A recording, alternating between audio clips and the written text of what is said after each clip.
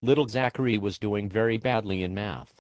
His parents had tried everything: tutors, mentors, flashcards, special learning centers.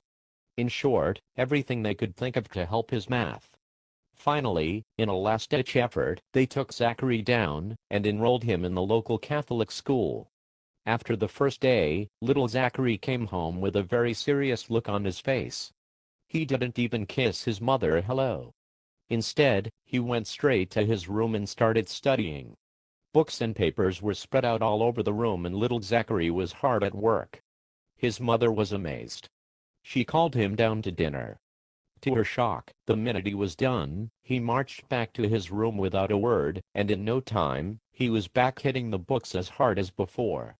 This went on for some time, day after day, while the mother tried to understand what made all the difference. Finally, little Zachary brought home his report card. He quietly laid it on the table, went up to his room and hit the books. With great trepidation, his mom looked at it, and to her great surprise, little Zachary did the best he's ever done in math. She could no longer hold her curiosity. She went to his room and said, "Son, what was it? Was it the nuns?" Little Zachary looked at her, and shook his head, "No." "Well, then," she replied, "was it the books, the discipline, the structure, the uniforms? What was it?" Little Zachary looked at her and said, "Well, on the first day of school, when I saw that guy nailed to the plus sign, I knew they weren't fooling around." Three elderly ladies sat down to talk. One lady says, "I'm getting really forgetful. This morning, I was standing at the top of the stairs, and I couldn't remember whether I had just come up or was about to go down." The second lady says, "You think that's bad? The other day, I was sitting on the edge of my bed, and I couldn't remember whether I was going to sleep or had just woken up." The third lady smiles smugly.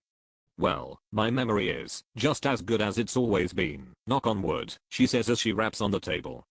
Then with a startled look on her face, she asks, "Who's there?" Three bulls heard via the grapevine that the rancher was going to bring another bull onto the ranch, and the prospect raised a discussion among them. The first bull says, "Boys, we all know I've been here 5 years. Once we settled our differences, we agreed on which 100 of the cows would be mine. Now, I don't know where this newcomer is going to get his cows, but I'm not giving him any of mine." The second bull says, "That pretty much says it for me too. I've been here 3 years, and have earned my right to the 50 cows we've agreed are mine. I'll fight him until I run him off or kill him, but I'm keeping all my cows." The third bull says, "I've only been here a year, and so far you guys have only let me have 10 cows to take care of. I may not be as big as you fellows yet, but I'm young and virile, so I simply must keep all my cows." They had just finished their big talk when an 18-wheeler pulls up in the middle of the pasture with only one animal in it, the biggest son of another bull these guys had ever seen. At 4,700 pounds, each step he took toward the ground strained the steel ramp to the breaking point. The first bull says, "Ahem, it's actually been some time since I really felt I was doing all my cows justice, anyway.